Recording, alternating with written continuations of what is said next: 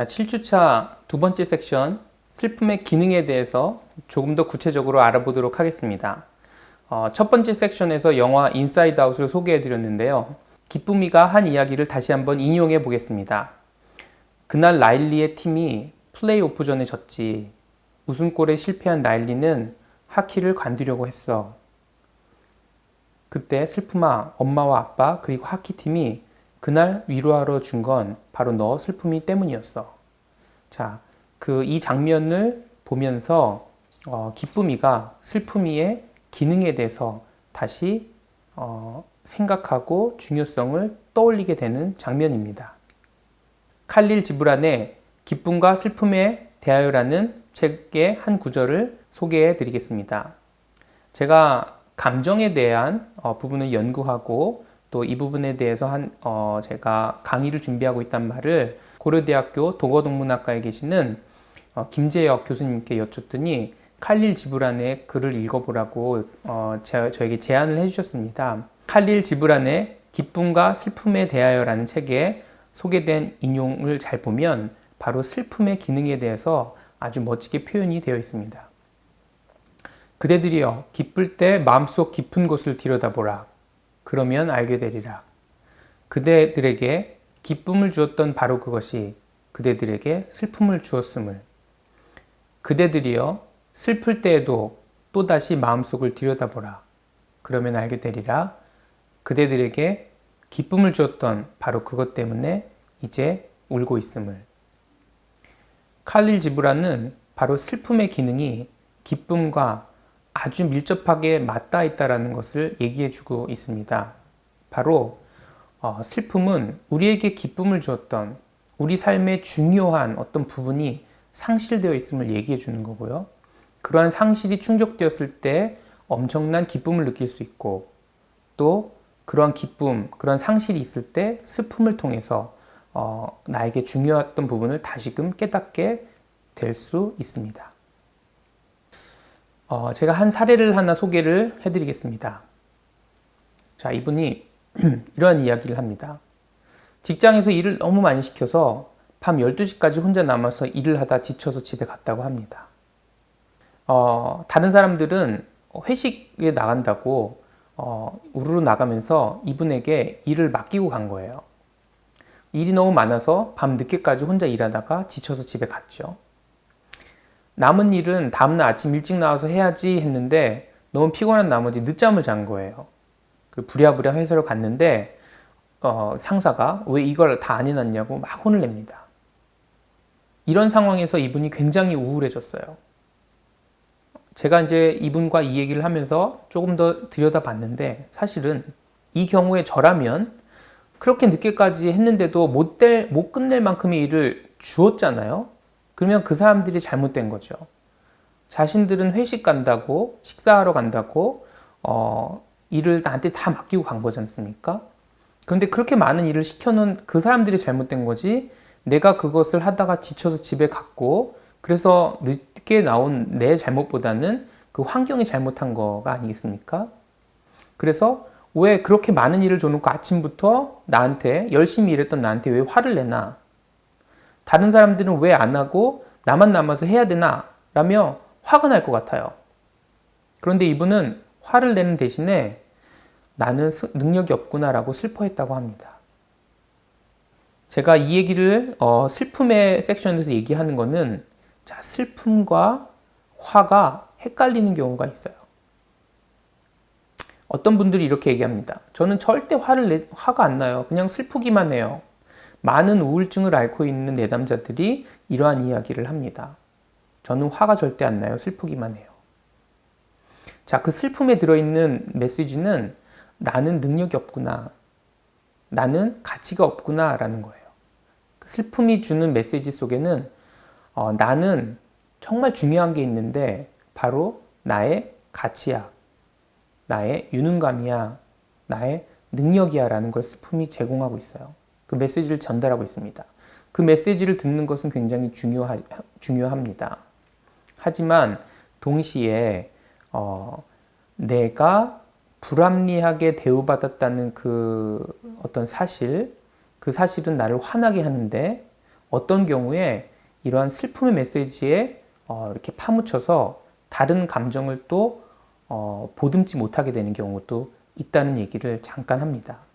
제가 이번 강의에서는 슬픔의 기능에 대해서 굉장히 많이 강조를 할 겁니다. 그리고 사실 슬픔은 너무나 중요한 감정이에요.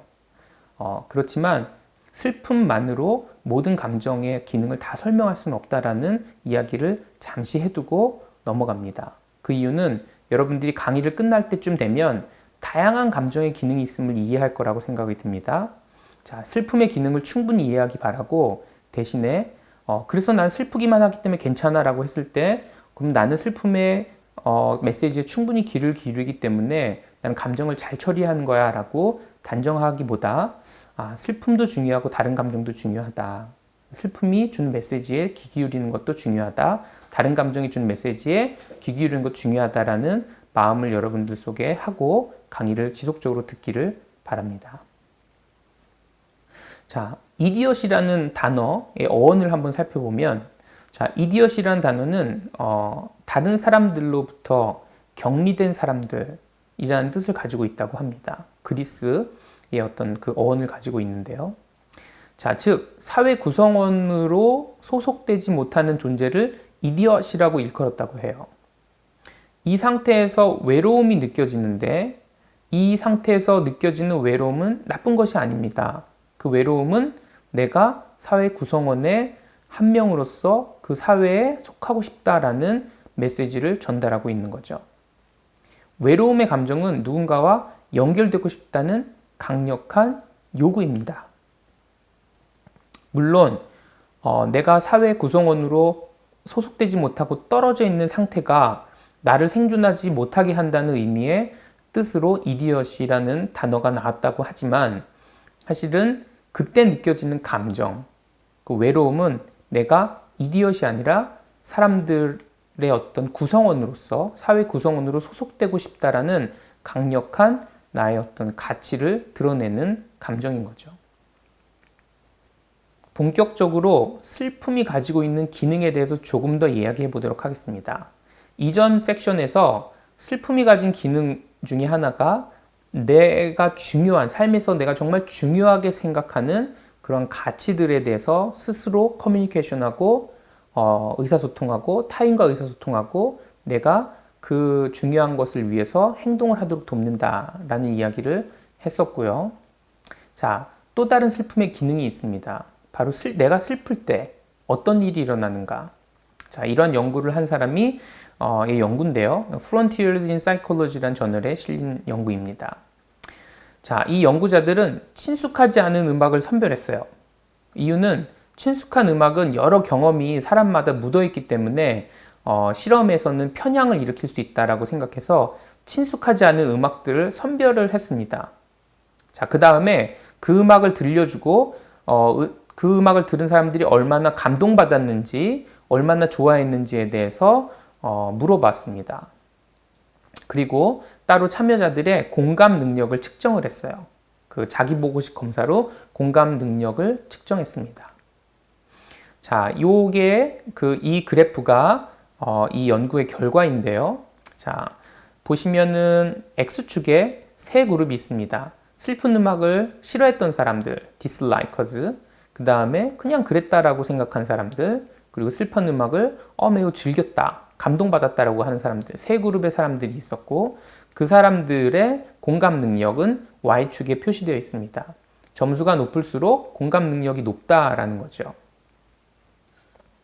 자, 슬픈 음악이 좋았다는 사람들은 공감 능력 지수가 높았어요. 그리고 슬픈 음악이 싫었다라고 생각하는 사람은 공감 능력이 낮았다. 즉, 이 얘기는 슬픈 음악에 감동을 받는 정도가 다른 사람들에게 공감하는 능력과 관련이 있다. 정적인 관련이 있다라는 얘기예요. 자, 이 연구 결과를 오해하면 안 되는 건 그러면 슬픈 음악을 좋아하는 사람이 공감 능력이 더 높다, 이렇게 인과관계로 설명할 수는 없습니다. 자, 대신에 뭔가 공감 능력과 슬픈 어떤 감정이 유도되고 그 감정에 대한 선호도를 가지고 있는 거가 연관이 되어 있구나 정도로 이해를 하면 좋을 것 같습니다. 인과관계는 아니고요. 연관성이 있다 정도예요.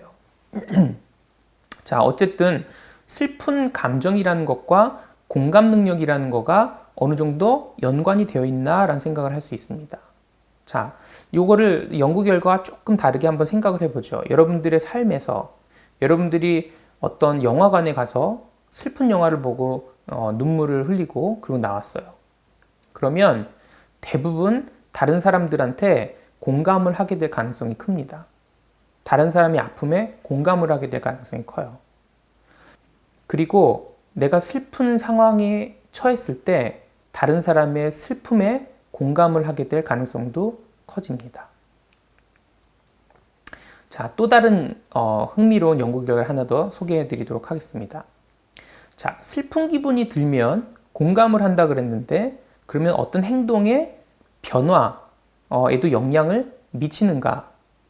슬픈 기분이 들면 사람들이 더 겸손해지는가? 아니면 무례해지는가? 이러한 연구 주제를 가지고 연구를 했습니다. 포가스 박사님이 이 연구를 했죠. 자, 참가자들에게 3편의 단편 영화를 보여줍니다. 각각의 3편의 영화는 행복한 장면, 행복한 감정을 불러일으키는 영화, 중립적인 영화, 그리고 슬픈 기분을 유도하는 영화로 구성되어 있습니다. 실험 참가자들에게 자, 이 영화를 보게 하고 나서 그 다음에 일종의 행복한 기분이 들었는지 슬픈 기분이 들었는지를 확인을 했습니다. 그리고 나서 실험 참가자들에게 무언가를 요청하는 6가지 상황, 그 중에 3가지 상황은 다소 쉬운 상황이고요. 어려운 상황은 또 3가지 어려운 상황을 포함해서 6가지 상황을 주고 어떤 거를 요청하라고 했습니다. 쉬운 상황에 얘는 옆에 가가지고 그 옆에 방에 가서 누구에게 복사를 좀 해달라고 부탁을 하는 상황, 이런 경우는 좀 쉬운 상황이고요. 어려운 상황은 예를 들면 친구가 있는데 친구가 한 달 전에 한 2만 원을 나한테 꾸어간 거예요. 그런데 그 친구한테 다시 가가지고 전화해가지고 야, 그때 나한테 빌렸던 그 2만 원 줘, 이렇게 이제 요청하는 겁니다. 자, 미국에서도 이렇게 빌려준 돈을 받는 상황은, 요청하는 상황은 좀 어려운 상황에 속하나 봅니다. 어쨌든 이러한 좀 쉬운 요청 상황, 어려운 요청 상황을 주고요. 그거를 시행하라고 했어요. 그리고 그 시행했던 거를 녹음하거나 녹화를 해가지고 독립적인 평가자, 이 사람을 잘 모르는 평가자가 이 사람의 어떤 행동들을 코딩을 합니다. 코딩을 할 때 얼마나 겸손하게 요청하는지, 얼마나 직접적이었는지, 그 사람에게 야, 너 그때 빌려간 돈 그거 왜 안 갚아? 이런 식으로 직접적으로 얘기하는지, 아니면 친절하게 했는지, 뭔가 정교하게 부탁을 했는지, 얼버무렸는지, 간단하게 얘기했는지에 대해서 코딩을 하고 분석을 했습니다. 자, 연구 결과는 이렇습니다. 그 X축에 보면요, 그 쉬운 과제고요, 어려운 과제로 구성되어 있습니다. 그 Y축에서는 어느 정도의 이제 크기를 나타내고 거기에 얼마나 겸손하게 했는지에 대해서 왼쪽 그래프에서 얘기하고 있고, 오른쪽 그래프에서는 정교하게 물어봤는가에 대해서 물어봤는데, 자, 슬픈 기분이 유도됐던 사람들, 슬픈 영화를 보여주고 슬픈 기분이 유도된 경우에 더 겸손하게 얘기를 했고, 그리고 더 구체적으로 요청을 했다라는 거예요. 자, 그 얘기는 상대방이 마음이 다칠까 하는 마음을 이 사람들이 알고 더 공손하게 얘기를 하는데, 쉬운 과제에서는 그렇게 큰 두드러진 차이가 나타나지 않았지만 어려운 과제일수록 슬픈 기분이 있는 사람들이 더 공손하게 얘기하고 더 정교하게 요청을 했다고 합니다. 즉, 이 얘기는 참가자가 슬픈 기분이 들면 상대방의 감정을 상하게 하지 않으려고 노력한다. 그래서 미리 배려하고 미리 겸손하게 행동하게끔 영향을 끼쳤을 가능성이 있다는 거죠. 이 2가지 연구를 조금 종합해 보겠습니다. 슬픈 기분은 공감 능력과 연관이 되어 있는 것 같고, 슬픈 기분이 들면 상대방을 상처 주지 않고 상대방을 배려하고 겸손하게 행동하려는 것 같다. 슬픔이 가지고 있는 큰 기능입니다. 슬픔은 매우 대인 관계적이에요. 자, 슬픔이 여러분들 삶에서 많이 있다? 아마도 여러분의 대인관계에 어떤 요구가 충족되지 않았을 가능성이 큽니다. 슬픈 기분은 여러분한테 얘기해줘요. 중요한 대인관계적인 목적이 달성되지 않았으니 그 목적을 달성해라. 그런데 그냥 달성하는 게 아니라 고통을 같이 실어주지만 동시에 내가 그 대인관계의 목적을 달성할 수 있게 나를 만들어줍니다. 어떻게? 상대방의 감정에 공감하도록, 그리고 상대방의 마음을 다치지 않도록, 그래서 그 사람과 관계를 맺는데 방해물 없이 잘 맺을 수 있도록 나의 모든 감정 상태를, 심리 상태를 이렇게 만들어주는 거죠. 슬픔의 놀라운 기능입니다. 자, 또 다른 기능을 한번 보죠. 우울한 현실주의라는 용어가 있습니다. 우울하지 않은 사람은 다소 낙천성을 가지고 있다고 합니다. 그런데 우울할 때는 오히려 냉철하고 정확한 태도를 갖는다고 해요. 이것을 우리가 우울한 현실주의라고 합니다. 여러분들이 거울 앞에 이렇게 평상시 서 있을 때는 남자든 여자든 조금 잘나 보이고 좀 예뻐 보일 겁니다. 우리가 객관적인 상태보다 더 긍정적으로 스스로를 평가한다고 해요. 이게 우울하지 않은 경우에 나타나는 다소 낙천성입니다. 그런데 만약에 여러분들이 우울해지거나 슬퍼지잖아요. 그 상황에서 여러분을 보면 여러분이 보다 현실적으로 보입니다. 이유는 이런 슬픔을 통해서 내가 나를 되돌아보게 돼요. 그래서 나를 모니터링을 시작합니다. 감찰을 해요. 왜? 내 안에 혹시 무언가 잘못된 거가 있는가를 발견하려고 노력합니다. 그래서 무언가 잘못된 것이 있으면 그거를 조금 확대 해석을 해서 그거를 고치려고 하는 거예요. 내가 기분이 슬퍼진다. 그럼 여러분 밖에 나가서 친구들 만나기 싫고 집에 혼자 있고 싶잖아요. 왜 그러냐면 혼자 있는 시간을 통해서 나 스스로를 한번 감찰해 보려고 해요. 내 안에 뭐가 잘못됐지? 내 문제가 뭐지? 이런 것 때문에 내가 사람들이 날 싫어하나? 이런 것 때문에 내가 실패했나? 이렇게 혼자 있고 싶습니다. 그러한 시간이 사실은 필요해요. 내 스스로 문제를 발견하고 뭔가를 개선하려고 하는 노력을 할 때 이러한 감찰 과정이 없으면 어려움이 있습니다. 자, 이러한 자기 감찰은 왜 하려고 하느냐? 그 대인관계의 목적을 달성하기 위해서예요. 내가 여자친구랑 사귀다가 남자친구랑 사귀다가 잘 안 돼요. 싸웠어요. 굉장히 슬펐어요. 그리고 집에 왔어. 그러면 한편으로는 혹시 내가 잘못한 게 있나? 이렇게 스스로 생각하게 됩니다. 다양한 슬픔이라는 것은 다양한 기능이 있는데 그 중에 하나가 바로 나 스스로의 어떤 개선 방향에 대해서 감찰하고 개선할 수 있는 방안을 생각할 수 있는 기회를 준다. 자, 우울한 현실주의에 대한 얘기들은 많은 연구를 통해서 밝혀져 있습니다. 자, 이 연구, 한 연구를 하나 소개해 드리겠습니다. 이 연구에서 엘로이 박사, 아브람슨 박사 팀에서 그 연구를 했는데요. 우울한 대학생들하고 우울하지 않은 대학생들을 이렇게 참가자로 초청을 해가지고 어떤 자기가 결정을 한 것과 그 결과를 간에 얼마나 이 사람들이 연계를 시키는가에 대해서 알아보았습니다. 즉 사실은 이 실험에서는 자기가 한 것과 나타난 결과가 큰 상관이 없어요. 그런데 우울한 사람들은 그 연관성을 더 있다라고 보는지 덜 있다라고 보는지를 한번 본 겁니다. 우울하지 않은 대학생들에 비해서.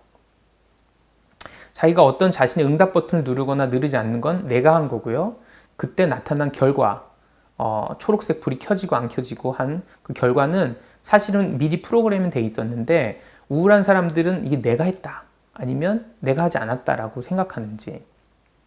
굉장히 이 연구 결과에서는 우울한 사람들은 자신의 통제력을 현실적으로 평가하거나 다소 평가 저하했어요. 이게 초록색 불빛이 나타난 건 나 때문이야 라는 생각을 좀 덜 했단 반면 우울하지 않은 사람들은 내가 하지 않았는데도 불구하고 초록색 불이 켜진 건 나 때문이야 라고 과대평가한다는 거죠. 자, 우리가 과대평가할 때가 필요하고 과소평가할 때가 필요한데 자, 우울은 굉장히 복잡한 하나의 감정 상태라고 제가 얘기했는데 우울의 굉장히 핵심적인 감정 중에 하나가 바로 슬픔입니다. 슬픔이 우리에게 해주는 역할은 나를 감찰하고 모니터링하게 한다. 자, 그래서 우울한 사람들은 이렇게 내가 했던 것들에 대해서 확신을 갖기보다 한 발짝 물러나서 정말 그런지를 다시 한번 감찰하고 확인하는 기회를 제공합니다. 자, 이번 섹션을 정리하도록 하겠습니다. 첫 번째, 슬픔은 사람들과 관계를 맺고 유지하는데 필수적인 감정이다. 슬픔은 매우 대인관계적입니다. 두 번째, 슬픔은 주변 사람들이 나에게 위안과 도움을 주도록 유도합니다. 그래서 내가 슬프면 주변 사람들이 다가오죠. 세 번째, 슬픔은 내 인생에 내가 중요하게 생각하는 무언가가 빠져 있음을 알려주는데 특히 대인관계의 욕구에 귀 기울이게 하는 기능을 갖고 있습니다. 자, 슬플 때 우리는 겸손해지고 타인의 감정에 민감해지고 상대와 공감하게 될 수 있습니다. 이러한 기능을 통해서 우리가 사람들과 관계를 더 잘 맺게 되는 것이죠. 그리고 또 혹시 내가 뭔가 잘못이 있을 수 있으니 다섯 번째, 슬플 때는 나 자신을 현실적으로 냉철하게 평가하게 되고 나의 부족한 부분을 발견하고 개선할 수 있는 기회를 갖도록 돕습니다. 자, 슬픔이 나에게 얼마나 중요한지, 슬픔이 내가 사람들과 이 사회에서 관계를 맺는데 얼마나 중요한지를 여러분이 이번 강의를 통해서 다시 한번 알았으면 좋겠습니다.